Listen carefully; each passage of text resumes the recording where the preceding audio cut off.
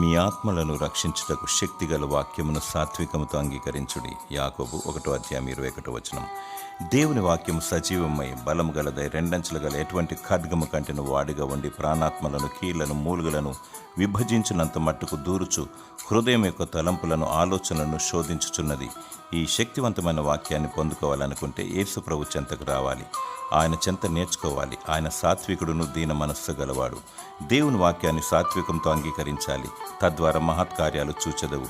దేవుని ఉచితమైన మహాకృపను బట్టి రక్షణ నిరీక్షణ కలిగి నీ ఆత్మ భద్రముగా కాపాడబడును. దేవుని శక్తిగల వాక్యాన్ని ప్రేమించు, వాక్యానుసారముగా జీవించు. ఆ వాక్యాన్ని అనేకులకు పంచిపెట్టు. పంచభూతములు లయమైపోవును గాని దేవుని వాక్యం నిరంతరం నిలుచును. ఈ వాక్యం ద్వారా పరిశుద్ధత కలుగును.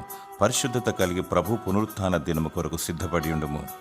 దేవుడు నీకు తన శక్తిగల వాక్యమును అనుగ్రహించి నీ ఆత్మను రక్షించునుగాక. ఆమేన్.